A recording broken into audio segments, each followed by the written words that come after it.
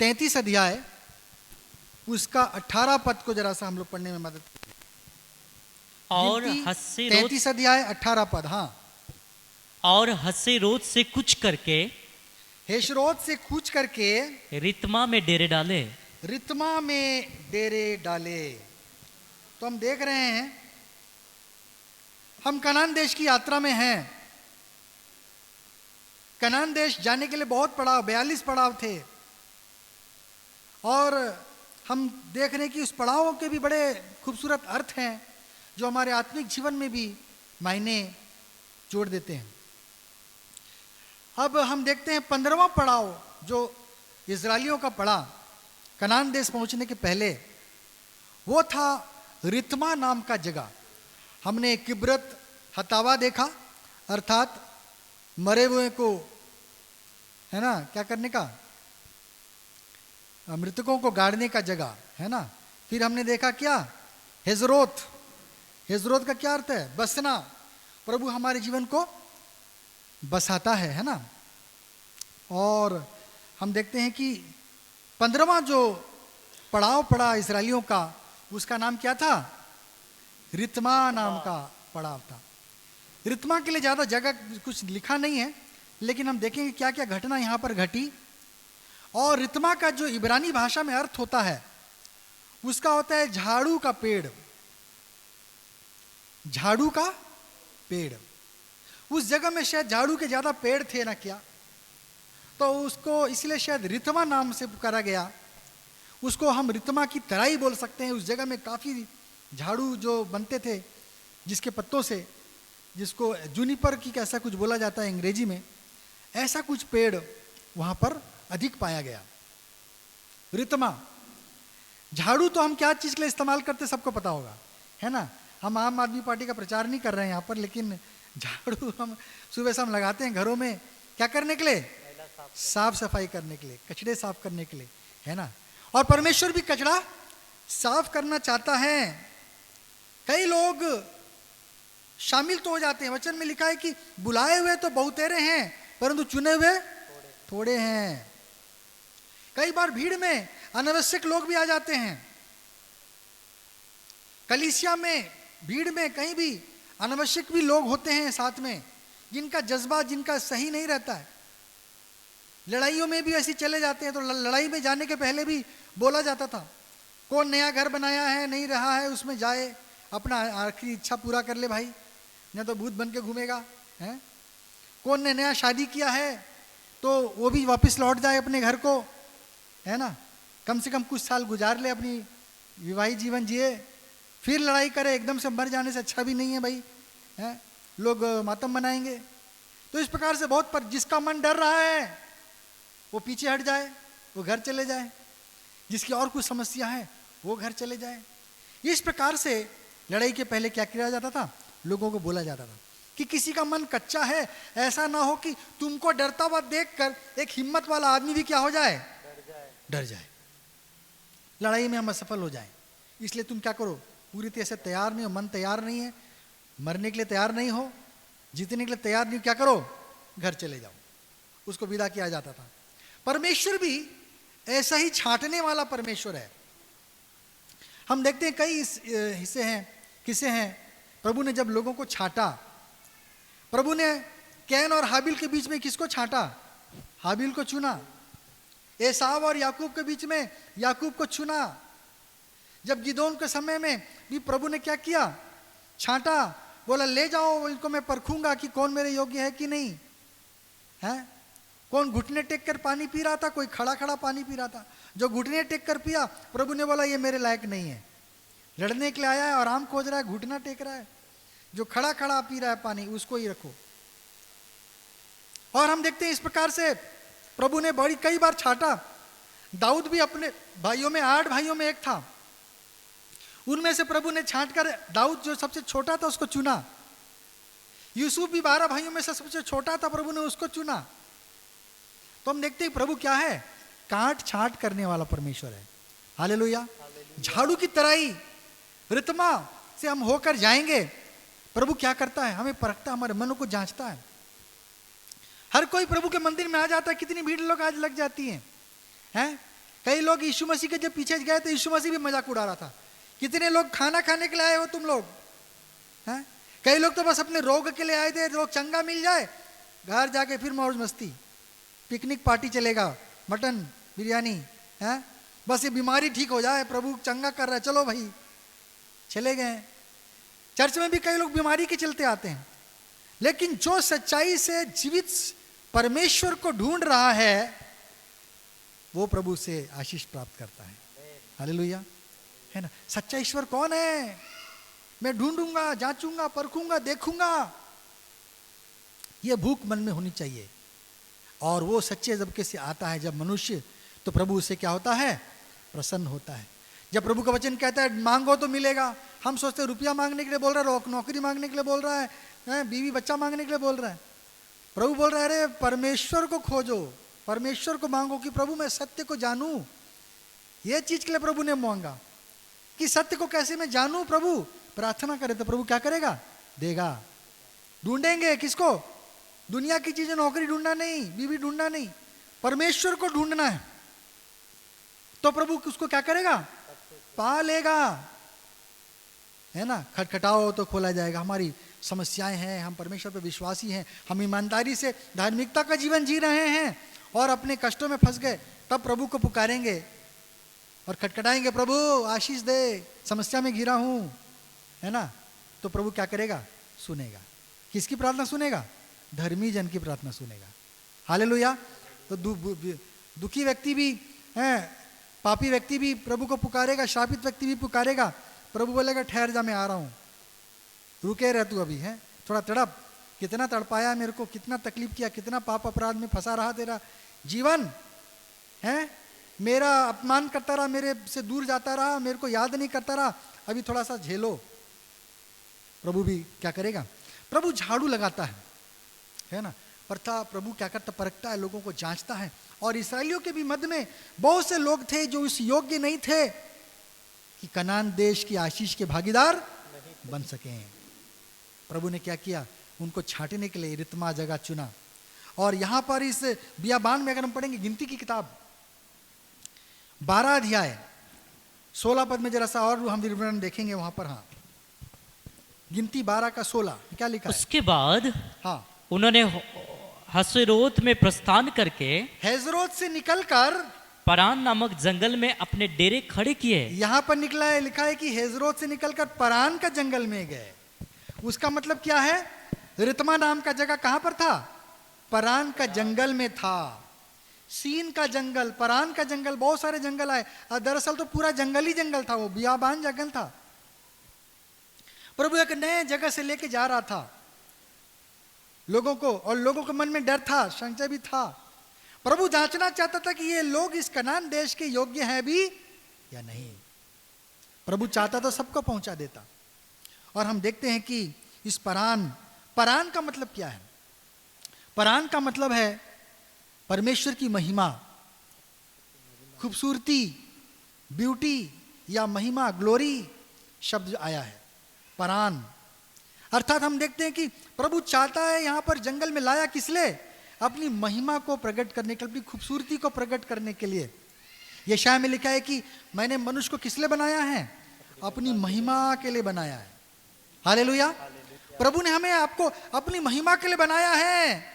प्रभु ने खेल खेल में नहीं बना दिया इंसान को। प्रभु ने खेल खेल के सूर्य चंद्रमा नहीं बना दिया। किसके लिए बनाया? अपनी महिमा के लिए बनाया, विशेष योजना से बनाया है। एक एक दिन, एक एक रात, एक एक हवा, पानी, बरसात, सब चीज गिन गिन के प्रभु ने हिसाब से बनाया है हमारे लिए, है ना। तब हम सुख भोगते हैं, तब हम आशीषित होते हैं। थोड़ा भी यहाँ का वहां हो जाएगा तो क्या हो जाएगा? गड़बड़ हो जाएगा, है ना। थोड़ा भी यहाँ से वहां हो जाएगा तो गड़बड़ हो जाएगा। हम देखते हैं प्रभु ने परान जंगल में किस लिए लाया?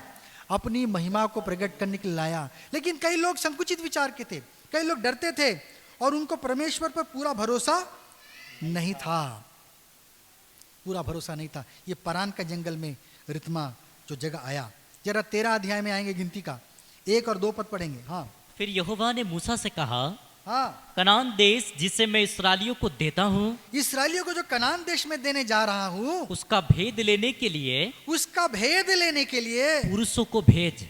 तू क्या कर? पुरुषों को भेज, आदमियों को भेज, क्या करने के लिए?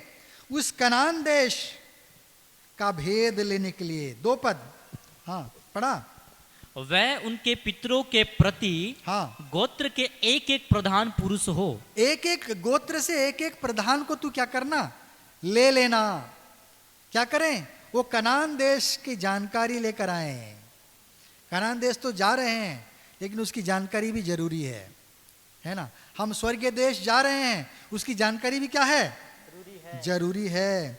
वहां क्या होता है? स्वर्ग कैसा है? कौन सा जगह है? जाने के या रहने के योग्य है कि नहीं? प्रभु चाहता है। और कि स्वर्ग हम गए नहीं, लेकिन स्वर्ग की जानकारी प्रभु पहले से हमें देता है। हालेलुया, है ना। उसकी जानकारी प्रभु ने क्या कर दिया है? पहले से देखा। मैंने भी स्वर्ग के बारे में बोला है, प्रभु ने मौका दे तो फिर से बोलूंगा मैं स्वर्ग के बारे में। वो क्या है? परमेश्वर का निवास स्थान है। स्वर्ग अर्थात परमेश्वर का रहने का जगह है ना। उसकी जानकारी लेने के लिए प्रभु ने क्या किया?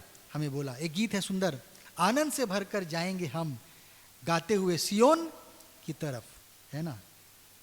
आनंद से भरकर जाएंगे हम सब गाते हुए सियोन की तरफ। स्वर्ग पर हमारा वतन एक ही, जहां से आया प्यारा यीशु मसीह। कनान के देश पर नजर उठाओ, क्योंकि हमें यहां सदा रहना नहीं। कनान के देश पर नजर उठाओ। प्रभु चाहते हैं कि हम कनान को देखें, परखें, स्वर्ग के बारे में जानकारी रखें, क्योंकि ये वास्तविकता है। जीवन जैसा सत्य है, मृत्यु जैसा सत्य है, वैसा स्वर्ग भी और नरक भी क्या है? एक मनुष्य के लिए सत्य है। बाइबिल बताती है, बाइबिल हमें बताती है एक सत्य है। स्वर्ग एक सत्य है। जो स्वर्ग नहीं पहुंच पाए तो वो नरक में पहुंच जाएंगे। वो भी एक हमारे लिए सत्य है। इसलिए हमें क्या करना है? उस कनान के देश को देखना, नजर डालना है। कुलोसियों की पत्री उसका 3 अध्याय 1 और 2 पद यदि हम पढ़ेंगे। कुलुसी, अतः जब तुम मसीह के साथ जिलाए गए, हाँ, तो स्वर्गीय वस्तुओं की खोज में रहो। स्वर्गीय वस्तुओं की खोज में रहो, जहां मसीह विद्यमान है, जहां मसीह रहता है और परमेश्वर की दाहिनी ओर बैठा है। हाँ, आगे। पृथ्वी पर की नहीं, पृथ्वी पर की नहीं केवल, परंतु स्वर्गीय वस्तुओं पर ध्यान लगाओ। स्वर्गीय वस्तुओं की खोज में रहो, बाइबल बताती है। हालेलुया। यहां पर परमेश्वर रित्मा में लाएगा। देखिएगा कौन क्या खोज रहा है। कोई रुपया खोज रहा है, कोई आशीष लेके भाग जाएगा, उसको प्रभु से लेना देना नहीं। उसकी भक्ति है दिल से मन से नहीं करता है, ताली भी ठीक से नहीं बजता है, गले से आवाज भी नहीं निकलता है। क्या करना, नाम के लिए आ गए हैं, सब आ गए हैं, मम्मी ने भेज दिया है, पापा जा रहे हैं, चलो हम भी चर्च चले जाते हैं, बैठते हैं, सबसे मिलेंगे, हैं, कुछ खाने को मिल जाए, कुछ पीने को मिल जाए, कुछ मस्ती मिल जाएगा। कई लोग क्या तरह तरह से जाते हैं, लेकिन भक्ति की वजह से जो आ रहे हैं, सच्चे मन से आ रहे हैं, प्रभु क्या करेगा? उनको जांच रहा है। प्रभु झाड़ू लगाने वाला परमेश्वर है, छांट देगा, काट देगा। क्या गलती हुआ? प्रभु ने शाऊल को चुना राजा, लेकिन आधे रास्ते से उसको क्या कर दिया? तुझ समझ लिया, बोले पछताया उसको बनाकर। और क्या किया? उसको अपने नेरे से हटा दिया। उसके बदले में दाऊद को चुन लिया। उसके अंदर में उसकी आत्मा ठहर जाती थी, और दुष्ट आत्मा शाऊल के अंदर में ठहर जाती थी। इसलिए शाऊल इसको मारने के लिए भी प्रयत्न करता था कई बार, लेकिन प्रभु ने सफल भी होने नहीं दिया। हालेलुया। हमें कनान की लिए जानकारी रखना है, स्वर्ग की जानकारी रखना है, स्वर्ग को खोजना है, पढ़ना है। कैसे जानकारी रखेंगे? हैं? बाइबल में उसकी जानकारी है। हालेलुया। बाइबल में उसकी जानकारी। यहां पर इन्होंने भेद लेने के लिए भेजा। कितने लोगों को भेजा? 12 लोगों को भेजा, है ना। भेद लेने के लिए कितने लोगों को भेजा? 12 लोगों को भेजा। ये लोग कितने दिन भेद लिए वहां पर? 40 दिन भेद लिए। आप लोग पढ़ना उसमें आगे, है ना, पूरा 13 अध्याय। 40 दिन ये लोगों ने क्या किया? वहां पर भेद लेने के लिए वहां पर वो लोग क्या किए? गए। 18 पद पढ़े 13 का। हाँ। और पहाड़ी देश में जाकर, पहाड़ी देश में जाकर उस देश को देख लो, उस देश को देख लो कि कैसा है, वो कैसा है, और उसमें बसे हुए लोगों को भी देखो, हाँ, कि वे बलवान हैं हाँ, या निर्बल। वो कैसे हैं, जाके देखो, है ना। वहां पर कैसे लोग थे? सारे बलवान बलवान लोग थे, लंबे लंबे लोग थे, है ना। स्वर्गदूत भी क्या है? हमसे लंबे होते हैं। जिन्होंने दर्शन पाया स्वर्गदूत का, उसको पाया क्या है? वो स्वर्गदूत हमसे बलवान है। कई लोग तो उसकी महिमा को देख के इतना प्रभावित हो गए कि पैरों में दंडवत कर लिया। प्रकाशित वाक्य में लिखा है, यूहन्ना ने जब एक स्वर्गदूत को देखा तो उसको पैर में गिर गया। उसकी महिमा, उसका प्रकाश, उसके जीवन से रोशनी थी, सुगंध आ रही थी, कितना खूबसूरत चेहरा, उसका रंग रूप पहनावा सब देखकर बोला, अरे तो ईश्वर है का है, उसका कोई दोस्त है क्या? पैर में गिर गया डर के मारे। स्वर्गदूत ने बोला, अरे मेरे पैर मत गिर, केवल प्रभु को ही महिमा दे, है ना। हमको भी क्या है, परमेश्वर को ही महिमा देना, और किसी को मेरे पैर पड़ने का जरूरत नहीं है। और हम देखते हैं कि वहां पर क्या है, प्रभु ने बलवंत लोगों को, 23 पद जरा पढ़े, हाँ 13 का। तब वे एस्कोल नामक नाले तक गए, हाँ, और वहां से एक डाली दाखों के गुच्छे उन समेत लोग ने तोड़ ली, सिर्फ एक डाली गुच्छा तोड़ा अंगूर का, हाँ, और 2 मनुष्य उसे एक लाठी पर लटकाए हुए उठा ले चले गए। एक गुच्छा को पकड़ने के लिए 2 आदमी का जरूरत पड़ गया, है ना। ये असल में नॉर्मल अंगूर नहीं है, इसको ग्रेप फ्रूट बोलते हैं। ये ग्रेप फ्रूट नाम से आता है, जो वहाँ पर पैलेस्टाइन में, इजराइल में काफ़ी अच्छे से उगता है। होते आप लोग देखेंगे मार्केट में बड़ा बड़ा अंगूर आता है, लाल लाल, ठीक है ना, वो ग्रेप फ्रूट है।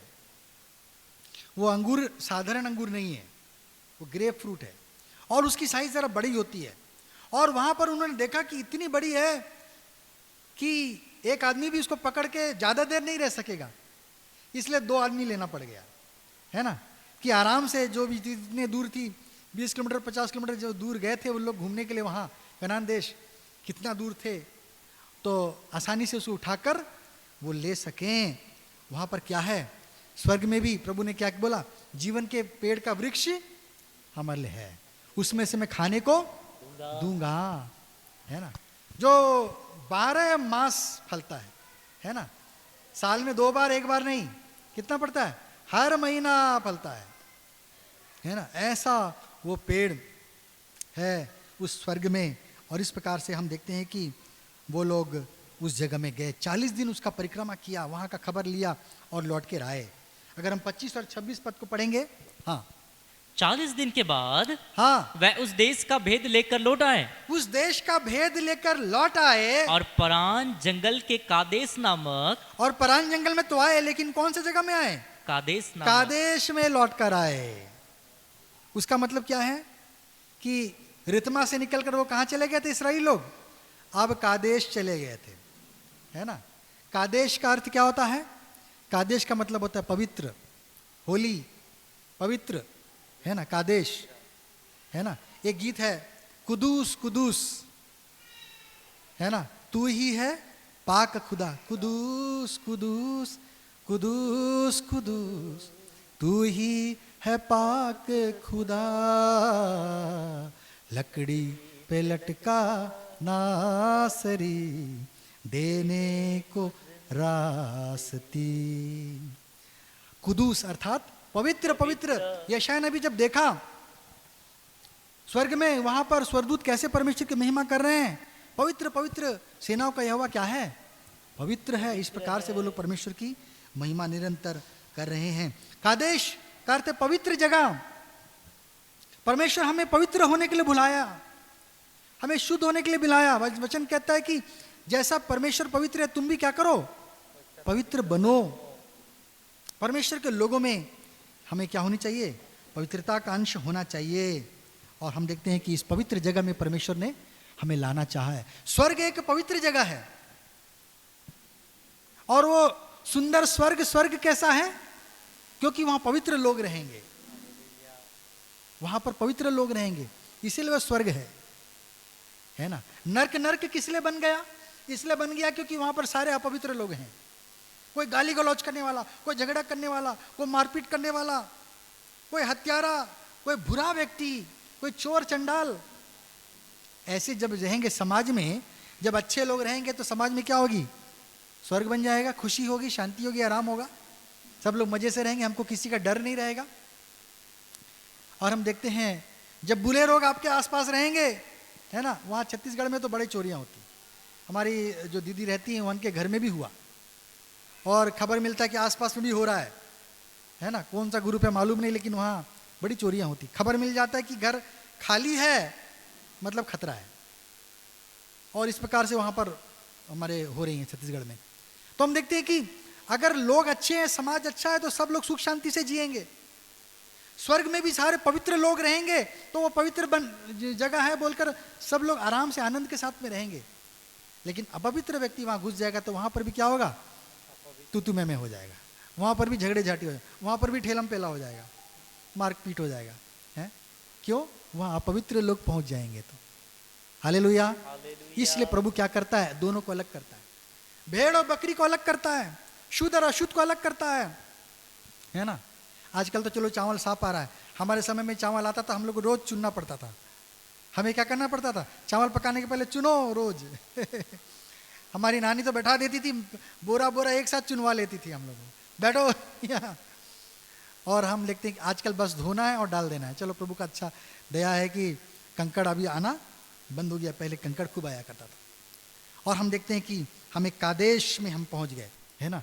रित्मा के बाद में कहाँ आ गए, कादेश में। प्रभु ने इस जंगल में इनको गोल गोल घुमाया और इस जगह को ये दोबारा भी पहुंचेंगे, हम देखेंगे ये लोग इस जगह में दोबारा भी पहुंचते हैं। कहां पर, कादेश में।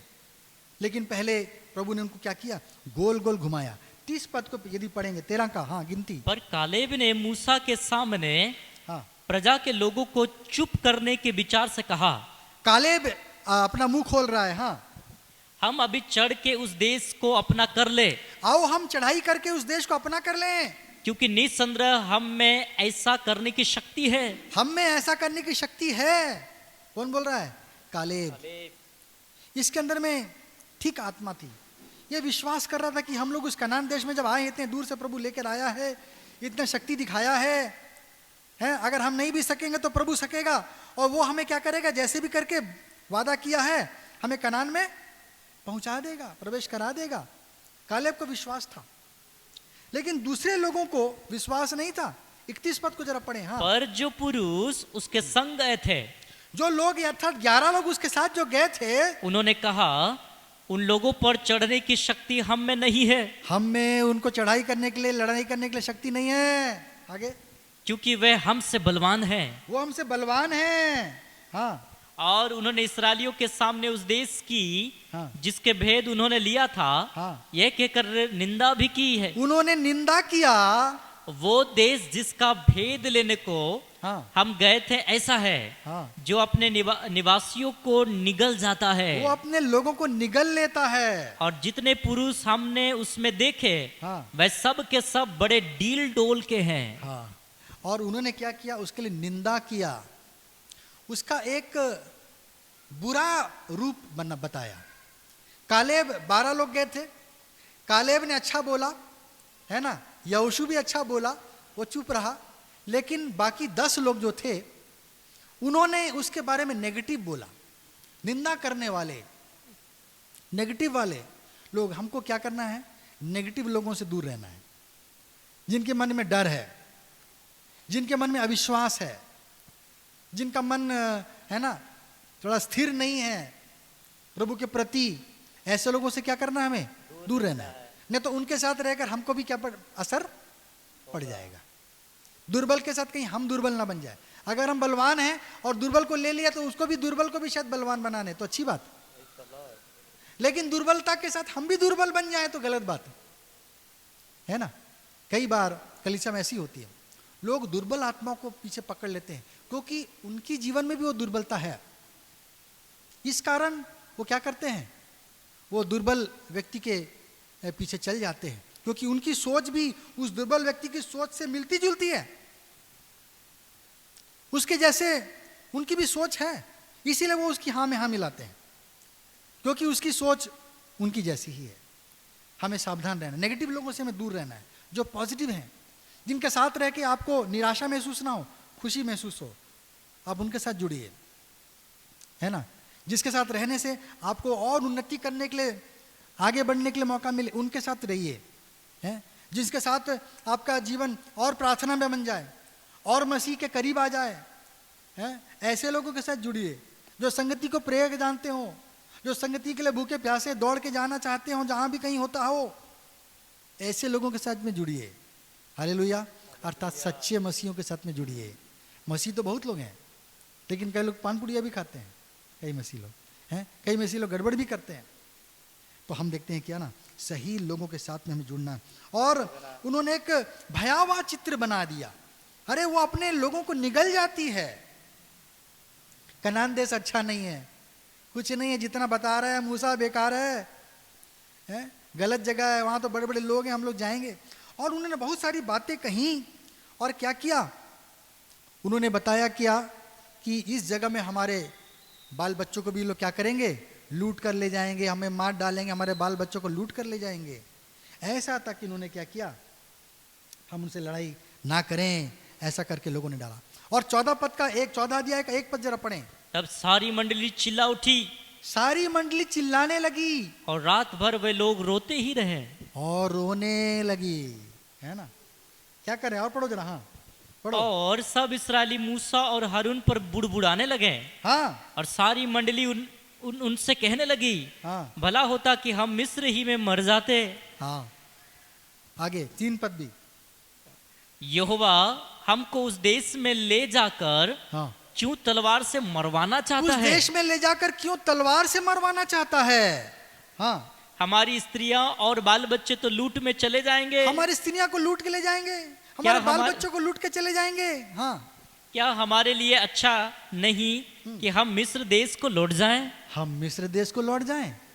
और आगे अब पढ़ेंगे उसको घरों में तो देखेंगे कि लोगों ने बोला कि मूसा के बदले एक दूसरा अगुवा चुनेंगे हम लोग, जो हमको क्या करेगा, वापस मिस्र देश लेकर चला जाएगा।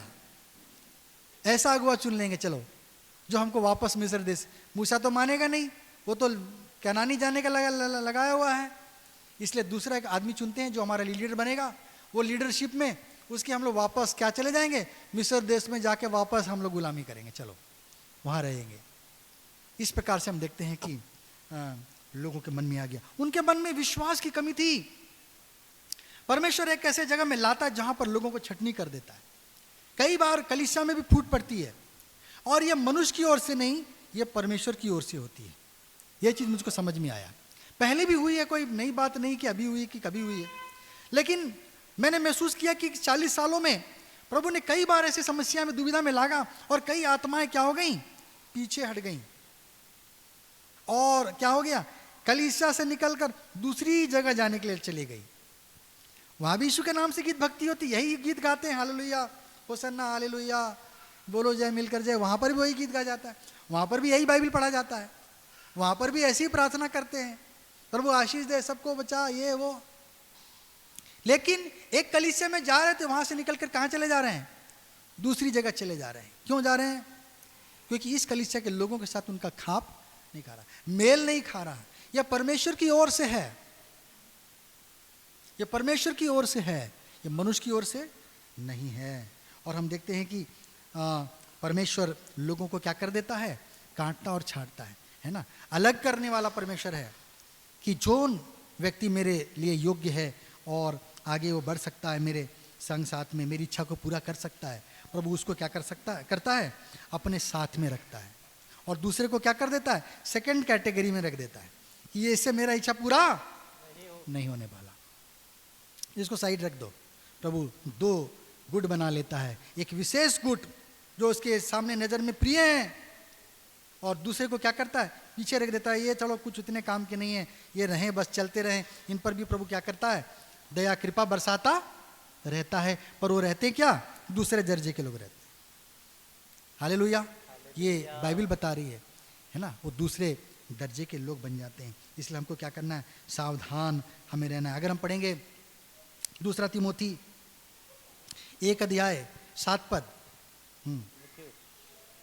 2 तीमोथी 1 का 7 क्या लिखा है, क्योंकि परमेश्वर ने हाँ हमें भय की नहीं, भय का आत्मा नहीं दिया है, पर सामर्थ और प्रेम का आत्मा दिया है।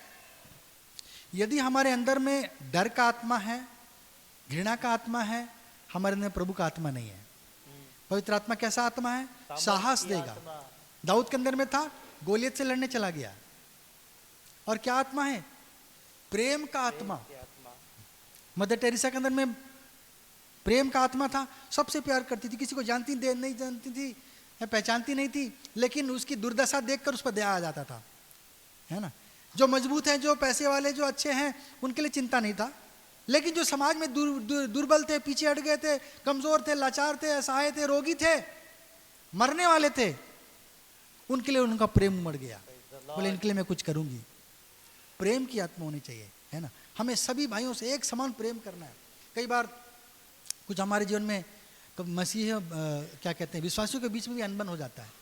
विश्वासी लोग एक विश्वासी को पसंद नहीं कर पाते, कुछ ऐसा है, वो उसने ऐसा कर दिया, उसने ऐसा किया, ऐसा हो गया, हमारे मन में आ जाता है। स्वाभाविक है, हम मनुष्य हैं, ये कोई बहुत बड़ी बात नहीं है।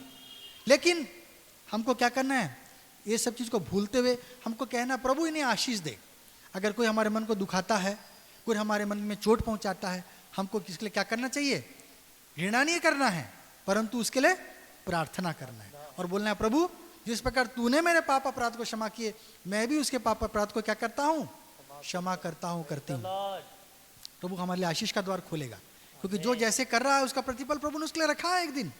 हमको चिंता की आवश्यकता नहीं है, हमको उसकी चिंता करने की जरूरत नहीं है। प्रभु लेखा लेने वाला परमेश्वर है, वो सही सही न्याय करेगा एक दिन।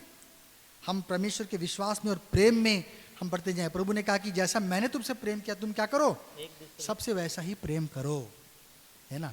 यही स्वर्ग के राज की कुंजी है। क्षमाशीलता हमारे जीवन में होनी चाहिए। हम देखते हैं कि जरा पढ़ेंगे 14 अध्याय 9 पद, केवल इतना करो हाँ, कि तुम यहोवा के विरुद्ध बलवा ना करो। यहोवा के विरुद्ध बलवा मत करो। कलीसिया में ये लगता है कि छोटी चीज है, लेकिन कई लोग परमेश्वर के विरुद्ध उठते हैं। कलीसिया में एकजुट नहीं होते, सबके साथ हाथ में हाथ नहीं मिलाते, वो बोलते हम पीछे रहेंगे। परमेश्वर की कलीसिया के विरुद्ध जाना, परमेश्वर की कलीसिया की इच्छा के विरुद्ध में जाना, परमेश्वर के विरुद्ध में जाना है ना। जब सब लोग एक योजना बना रहे कि हम ऐसा करेंगे, हम मिलकर ऐसा करेंगे, तो हमको भी क्या करना है, उसमें सहयोग करना है ना, उसमें सहयोग करना है। हम उसके विरुद्ध जाएंगे, अर्थात किसके विरुद्ध जाएंगे, परमेश्वर के विरुद्ध जाएंगे। कलीसिया के विरुद्ध जाना अर्थात परमेश्वर के विरुद्ध जाना है। लोगों ने परमेश्वर की इच्छा को समझा नहीं और उसके विरोध किया। आज भी लोग ऐसा करते हैं अनजाने में। हम ऊपर से देखते हैं सबको, हमको लगता है हाँ मसीह है, बढ़िया, प्रभु चर्च में आता है, जाता है, जाती है, लेकिन परमेश्वर हर एक के मन को और उसके व्यक्तिगत जीवन को जानता है अच्छी रीति से। और इसलिए हम देखते हैं कि हम परमेश्वर को धोखा हम नहीं दे सकते। हमको इसलिए क्या करना है, परमेश्वर के विरुद्ध कहीं भी भूल से हमें बलवा करने वाला नहीं बनना है ना। अगर उसी का 19 और 20 हम पढ़ेंगे, अब इन लोगों के अधर्म को हाँ, अपनी बड़ी करुणा के अनुसार परमेश्वर नाराज हो गया इनके कुड़कुड़ाने को सुनकर, और प्रभु ने कहा मैं इनको मरी से मारूंगा। 12 पद जरा पढ़े, हाँ, मैं उन्हें मरी से मारूंगा। परमेश्वर कह रहा है मूसा को, मैं मरी से मार दूंगा इनको, हाँ, और उनके निज भाग से उन्हें निकाल दूंगा, इनको इनके भाग से निकाल दूंगा, और तुझसे एक जाति उत्पन्न करूंगा, मैं दूसरी जाति बनाऊंगा जो उनसे है बड़ी ना? और बलवंत हाँ, होगी। अब 19 में आ जाओ, 19 और इसको पढ़ो, 20 को। अब इन लोगों के अधर्म को, मूसा परमेश्वर से प्रार्थना कर रहा है इन लोगों के लिए, प्रभु इनके अधर्म को क्षमा कीजिए, हाँ, अपनी बड़ी करुणा के अनुसार, हाँ, और जैसे तू मिस्र से लेकर यहाँ तक क्षमा करता रहा है, हाँ, वैसा ही अब भी क्षमा कर अभी दे। क्षमा कर दे। 20 पद, यहोवा ने कहा, हाँ, तेरी विनती के अनुसार मैं क्षमा करता हूँ। तेरी विनती के अनुसार मैं इनको क्या करता हूँ, क्षमा कर देता हूँ। प्रभु ने मूसा का प्रार्थना को सुन लिया और क्या किया, प्रभु को इन्होंने गुस्सा दिलाया, लेकिन मूसा की बात सुनकर प्रभु का भी मन बदल गया। प्रभु ने बोला ठीक है, मैं तेरी बात मानूंगा, मैं इनको क्षमा करूंगा, एकदम तुरंत इनको नहीं मार दूंगा, नहीं तो लोग बोलेंगे प्रभु, मूसा ने प्रभु को बोला, प्रभु तू इन्हें मार देगा जंगल में, तो जो सुनेंगे मिस्र देश वाले दूसरे जातियां बोलेंगे इनको तो उनका परमेश्वर जंगल में ले गया और मार दिया, तेरा ही बदनामी होगा।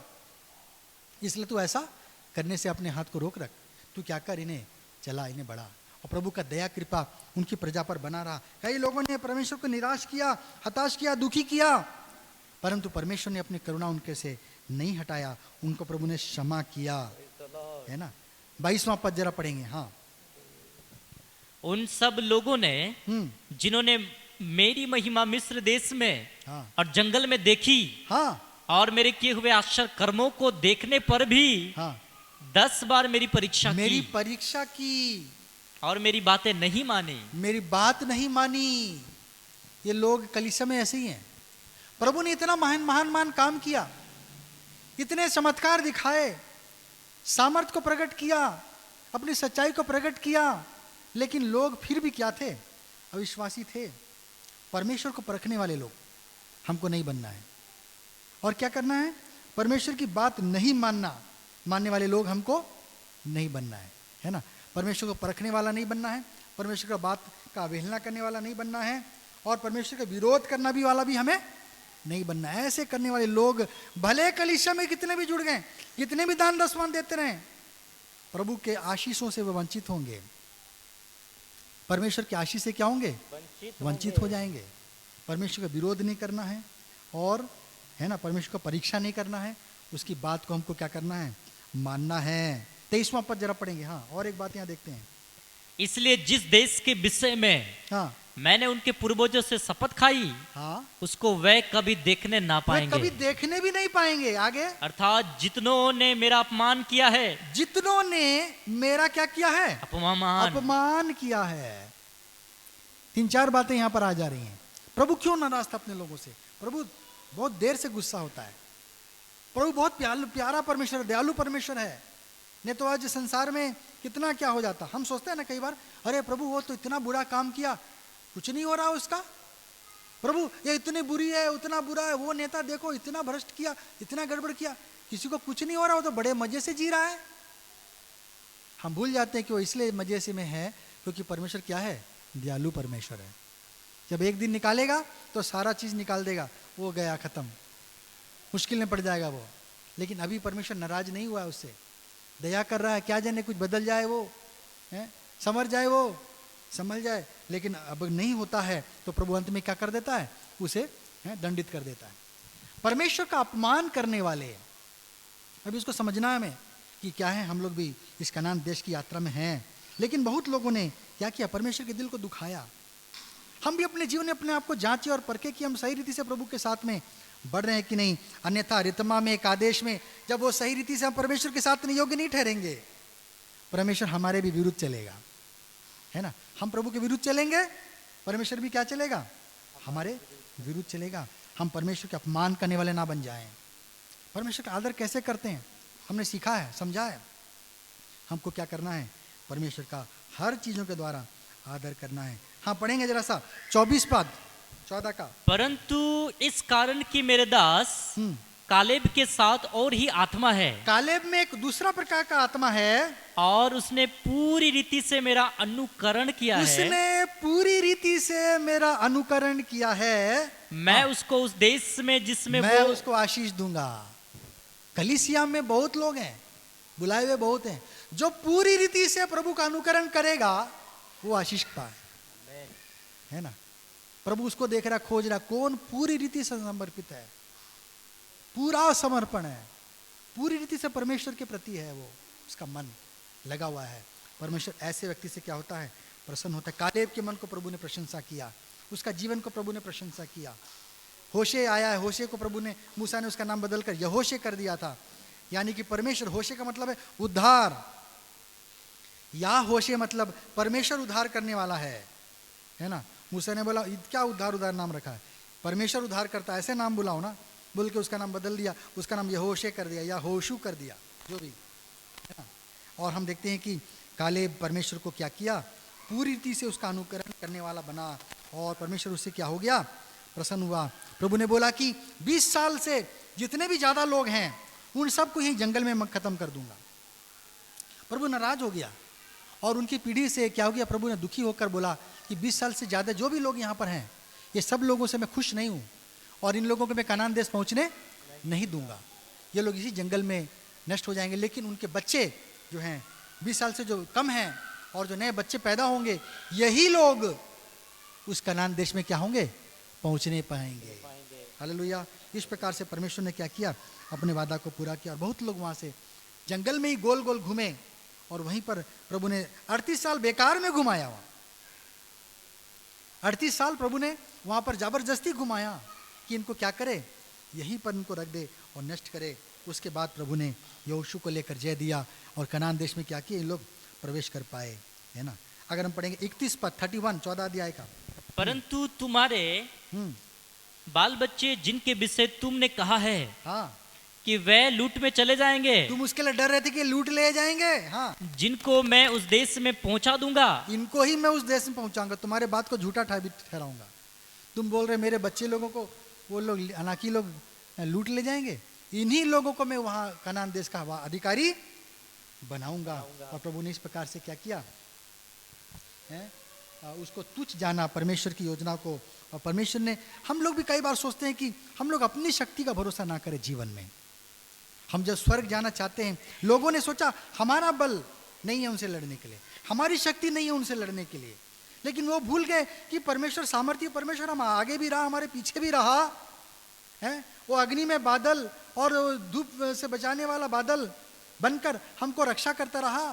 फिरौन के रथों को भी उसने नष्ट किया। 10 विपत्ति बेचकर, कैसे महामारी बेचकर इनको हमसे निकाला। हमारे शत्रु हमसे लड़ने के लिए आए, कितने, उन पर हमें जय दिया। इन बातों को क्या कि ये लोग महसूस नहीं कर पा रहे थे। इन लोग मनुष्य की दृष्टि से सोच रहे थे, अविश्वासी मन के थे, परमेश्वर की सामर्थ्य पर विश्वास करने वाले लोग नहीं थे। इसलिए क्या किया प्रभु ने इनको अयोग्य ठहरा दिया। अगर हम पढ़ेंगे उसका 29 पद 14 अध्याय का। तुम्हारे 29 सब इसी जंगल में पड़े रहेंगे। हाँ, और तुम सब में से 20 वर्ष के हाँ, या उससे अधिक आयु के जितने गिने गए थे, हाँ, और मुझ पर बुड़बुड़ाते थे। हाँ, इसमें से कालेब और यहोशू को छोड़कर, हाँ 30 पद पढ़ो। उनमें से योपुन्ने का पुत्र कालेब हाँ, और नून के पुत्र यहोशू को छोड़ हाँ, कोई भी उस देश में ना जाने पाएगा। उस देश में नहीं पहुंचने पाएगा, है ना। इसलिए हम देखते हैं कि भाई परमेश्वर क्या है, हमें काटने और छाटने वाला परमेश्वर है। अलग अलग कर देता है प्रभु हमारे जीवन को। हम मंडली में शामिल तो हुए हैं, प्रभु के पीछे चले हैं, लेकिन हम प्रभु को पूरी रीति से हम नहीं खुश कर पाएंगे तो प्रभु क्या कर देगा हमको, है क्या जाने हमको यहाँ पर अपने क्रोध में हमें उलझा दे, इस संसार में हमें उलझा दे। प्रभु ऐसा हमारे साथ ना करने पाए। हम कादेश में पहुँचेंगे और कहाँ, रितमा में हम पहुँचेंगे, जहाँ पर प्रभु हमें क्या करेगा, है काटेगा छाटेगा और हमें पवित्र प्रभु क्या करना चाहता है, प्रजा बनाना चाहता है अपना। Praise the Lord. प्रभु वचन के द्वारा हम सबको आशीष दे।